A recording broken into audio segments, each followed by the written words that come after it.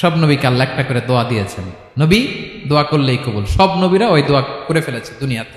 বিশ্বনবী বলেন আমি করি নাই, আমি দুনিয়ার বুকে কঠিন বিপদে পড়েও কোনোদিন করি নাই। আমি আমার স্পেশাল দোয়াটা কিয়ামতের দিন আমার গুনাহগার উম্মতকে সুপারিশের জন্য রেখে দিয়েছি। আজকে আমি তোমার দরবারে দাঁড়িয়ে কিয়ামতের দিন ওই দোয়াটা করছি, আল্লাহ আমার যে উম্মতের হৃদয়ে যাররা পরিমাণ ঈমান আছে, আমার একটা উম্মতকেও তুই জাহান্নামে ঢুকাতে পারবা না। বিশ্বনবী একবার ছাগলের রান খাচ্ছিলেন, খেতে খেতে বিশ্বনবী বলেন আনা সাইয়্যিদুন নাসি ইয়াউমাল কিয়ামা, আমি কিয়ামতের দিন সর্বশ্রেষ্ঠ হব, মানুষের মধ্যে সর্বশ্রেষ্ঠ সেরা আমি বিশ্বনবী। আলহামদুলিল্লাহ পড়েন। বিশ্বনবী বলেন সেদিনটা বড্ড ভয়ঙ্কর, সেদিন কেউ কারো কোনো উপকারে আসবে না, বন্ধু বন্ধুর কাজে আসবে না, স্ত্রী স্বামীর উপকারে আসবে না, স্বামী স্ত্রীর উপকারে আসবে না, পীর সাহেব মুরিদরে বাঁচাতে পারবে না, মুরিদ পীর সাহেবরে বাঁচাতে পারবে না, নেতা কর্মীর পরিচয় দিবে না, কর্মী নেতার পরিচয় দিবে না, ভাই বোনকে চিনবে না, বোন ভাইকে চিনবে না, বাবা তার সন্তানকে চিনবে না, মেয়েকে দেখে মা দৌড়ে দৌড়ে পালাবে। বড্ড ভয়ঙ্কর দিন। বিশ্বনবী বলবেন জমিনটা এখনকার মতো থাকবে না, পুরো জমিনটা সমান হয়ে যাবে, ফ্ল্যাট। এখন তো গোল, তখন ফ্ল্যাট। সবাই এক জমিনের উপরে দাঁড়াবে, সূর্যটা মাথার কাছে চলে আসবে, সূর্যের গরমে মানুষের মাথার মগজ গলে গলে কানের ছিদ্র নাকের ছিদ্র দিয়ে বেয়ে বেয়ে পড়বে। সবাই হয়রান পেরেশান ক্লান্ত শ্রান্ত। মানুষগুলো বলবে বাঁচার কোনো উপায় নাই। 50,000 বছর মানুষ এরকম দৌড়াবে, চিৎকার করবে, কাঁদবে, বাঁচার কোনো উপায় নাই। সবাই বলবে আহ, আল্লাহ যদি বিচারটা শুরু করতো, যা হবার হবে, আগে বিচার শুরু করুক। বিচারই শুরু হয় না, বিচার শুরু হইতেই 50,000 বছর। আল্লাহ, 50,000 বছর, 5,000, 15,000 না, 50,000 বছর এরকম যাবে। মানুষগুলো কাঁদতে কাঁদতে বলবে চলো আমরা আদম আলাইহিস সালামের কাছে যাই, যেন আল্লাহর যে সুপারিশ করে, আল্লাহ আপনি বিচার শুরু করেন। কিয়ামতের ময়দানে সবাই মিলে সাইয়েদনা আদম আলাইহিস সালামের কাছে যেয়ে বলবে ইয়া আবাল বাশার ইয়া আউয়ালাল আম্বিয়া, ও আদম নবী আপনি দুনিয়ার বুকে প্রথম নবী, আল্লাহ নিজ হাতে আপনারে 60 হাত লম্বা করে বানিয়েছেন, আপনার সম্মানে ফেরেশতাদেরকে সেজদা দিতে বলেছেন, দুনিয়ার প্রথম নবী প্রথম মানুষ আপনি, আপনি আল্লাহর যে সুপারিশ করেন যেন আল্লাহ বিচার শুরু করে। আদম আলাইহিস সালাম বলবেন আমি পারবো না, কারণ আল্লাহ আমাকে একটা নিষিদ্ধ গাছের কাছে যেতে নিষেধ করেছিল, আমি ভুল করে এই গাছের ফল খেয়েছি। নাফসি নাফসি, আজকে আমার কি হবে আমি জানি না, আমি বড় লজ্জিত। আমারে যদি আল্লাহ জিজ্ঞেস করে কেন খাইছিলাম, আমার কোনো উত্তর নাই, তোমারে বাঁচাবো কেমনে আমি? নবীরা থরথর করে কাঁপবে সেদিন। আদম আলাইহিস সালাম বলবেন আমি পারবো না, মাফ করো আমাকে, আমি পারবো না। ওই যে ভুল করে গন্ধম খেয়ে ফেলেছি, নিষিদ্ধ গাছের ফল খেয়ে ফেলেছে, আমি বড় লজ্জিত অনুতপ্ত, আমি পারবো না। আজকে আল্লাহ এত রাগান্বিত হয়েছে, আগে কখনো আল্লাহ এত রাগান্বিত হয় নাই, ভবিষ্যতেও আল্লাহ কখনো এত রাগান্বিত হবে না। আমি পারবো না, এক কাজ করো, তোমরা নূহ আলাইহিস সালামের কাছে যাও। কোন নবী? লোকেরা এবার পাগলের মতো দৌড়াতে দৌড়াতে আল্লাহর নবী নূহ আলাইহিস সালামের কাছে যেয়ে বলবে ইয়া নবী আল্লাহ নূহ আনতা আউয়ালুর রাসূলি ফিল আরদ, আপনি জমিনে প্রথম রাসূল। আদম আলাইহিস সালাম নবী ছিলেন, রাসূল ছিলেন না, এই দুনিয়ার বুকে প্রথম রাসূল ছিলেন আল্লাহর নবী নূহ আলাইহিস সালাম। সবাই বলবে ও নবী আল্লাহ নূহ, রাসূল আল্লাহ নূহ, আল্লাহ আপনাকে আবদান শাকুরা, শুকর গুজার বান্দা বলে কোরআনে বলেছে। কোরআনে নূহ আলাইহিস সালামের নামেও সূরা আছে না নাই? আপনি আল্লাহর প্রিয় বান্দা, প্রিয় রাসূল। দেখেন আমাদের কি দশা, ঘামতে ঘামতে শেষ, জমিনটা তামার জমিন, সূর্যটা মাথার কাছে, কি করবো আর পারি না, ঘামতে ঘামতে আর কত ঘামবো, কত দাঁড়িয়ে থাকবো। আল্লাহরে যে বলেন বিচার যেন শুরু করে। নূহ আলাইহিস সালাম বলবেন আমিও পারবো না, আমিও পারবো না, আমি আমার ছেলের জন্য এক কথা বলে ভুল করে ফেলছি। যখন মহাপ্লাবন হবে আমি বললাম আল্লাহ আমার কলিজার টুকরা সন্তান রে বাঁচান। আল্লাহ বললেন ও নূহ, সে তোমার সন্তান না, কারণ সে ঈমান আনে নাই, সে পাহাড়ের উপর দাঁড়িয়েছে, দেখি কেমনে সে বাঁচে। ওই যে আমি একটা না বুঝে আবদার করেছি, আল্লাহ আমার উপর রেগে গিয়েছিলেন। আজকে আল্লাহ ওই ব্যাপারে যদি আমারে প্রশ্ন করে, আমার কোনো জবাব নাই, আমি পারবো না, মাফ করো। তোমরা সবাই মিলে আল্লাহর খালিল ইব্রাহিম আলাইহিস সালামের কাছে যাও। লোকগুলো পাগলের মতো খুঁজতে আরম্ভ করবে, অযুত লক্ষ নিযুত কোটি মানুষের ভিড়ে আল্লাহর খালিল ইব্রাহিমকে যেয়ে বলবে ইয়া খালিলুল্লাহ, ও আল্লাহর খালিল, আল্লাহ আপনাকে বড্ড ভালোবেসেছেন, আপনি কাবা বানিয়েছেন, আল্লাহ আপনাকে বড্ড পছন্দ করেন। দেখেন আমাদের কি অবস্থা, আপনি যে আল্লাহর কাছে সুপারিশ করেন যেন আল্লাহ আজকে বিচার শুরু করে। আল্লাহর নবী ইব্রাহিম বলবেন আমিও পারবো না, আমি আমার জীবদ্দশায় 3টা মিথ্যা বলেছি। কয়টা? আসলে মিথ্যা না, একটু টুইস্ট করে কৌশল করে কথা বলেছিলেন, ওইটাকে হাদিসে মিথ্যা বলা হয়েছে। আমি জীবনে 3টা মিথ্যা বলেছি, জীবন বাঁচানোর তাগিদে কৌশল করে 3টা কথা বলেছি, আজকের এই কঠিন ময়দানে আল্লাহ যদি ওই 3টা কথার ব্যাপারে জিজ্ঞেস করে, লজ্জায় আমি মাথা দেখাতে পারবো না, আমিও পারবো না। আজকে আল্লাহ এত রেগে আছে, আগে কখনো এত রাগে নাই, পরেও রাখবে না। তোমরা সবাই মিলে বনি ইসরাইলের নবী মুসা আলাইহিস সালামের কাছে যাও। সবাই এবার যাবে মুসা আলাইহিস সালামের কাছে, যেয়ে বলবে, ইয়া নবী আল্লাহ মুসা, আপনি ছিলেন কালিমুল্লাহ, আল্লাহর সাথে সরাসরি কথা বলতেন। রব্বুল আলামিন আপনাকে তাওরাত কিতাব দিয়েছেন, আপনি যে একটু সুপারিশ করেন। আল্লাহর নবী মুসা বলবেন, মাফ করো, আমিও পারবো না। আমি দুনিয়ার বুকে ভুল করে একটা মানুষকে মেরে ফেলেছি। আমি মারছিলাম আদব শিক্ষা দেওয়ার জন্য এক থাপ্পড়, এই থাপ্পড়ে যে ওই লোক মরেই যাবে আমি জানতাম না। আজকে আল্লাহ যদি জিজ্ঞেস করে কেন মারলা, জবাব আছে। ওই লজ্জায় আমি অনুতপ্ত, আমি পারবো না, আমার এই কথা বলো না। আজকে আল্লাহ বড্ড রেগে আছে, আমি পারবো না। তোমরা আল্লাহর নবী ঈসা আলাইহিস সালামের কাছে যাও। কিয়ামতের ময়দানে মানুষগুলো পাগল পাড়া হয়ে আল্লাহর নবী ঈসা আলাইহিস সালামের কাছে যাবে, যে বলবে, নবী ঈসা আপনি রূহুল্লাহ, বাবা ছাড়া আল্লাহ আপনাকে বানিয়েছেন, ইনজিল কিতাব দিয়েছেন, মৃত মানুষকে আপনি জীবিত করতে পারতেন। আজকের এই কঠিন বিপদের দিনে আপনি আমাদের সাহায্য করেন। আল্লাহর কাছে যে বলেন যেন বিচার শুরু করে। ঈসা আলাইহিস সালাম বলবেন, আমিও পারবো না। ইন্নী উবিদতু মিন দুনিল্লাহ, আমার উম্মত খ্রিস্টানেরা আল্লাহরে বাদ দিয়ে আমি ঈসার ইবাদত করেছে। আমার মা ম্যারি আর আমাকে ডাকতো জেসাস ক্রাইস্ট, আমার ইবাদত করেছে।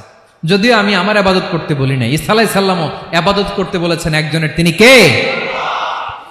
আল্লাহর নবী ঈসা আলাইহিস সালাম বলবেন, আমিও পারবো না।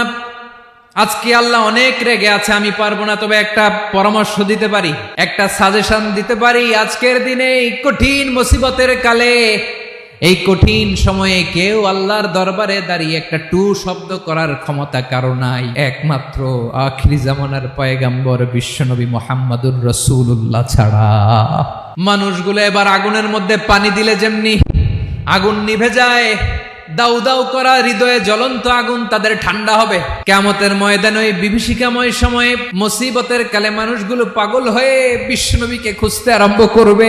সবাই মিলে বিশ্বনবীর কাছে যে বলবে, ইয়া রাহমাতাল লিল আলামিন, ইয়া খাতামান নবীন, রাহমাতাল লিল আলামিন।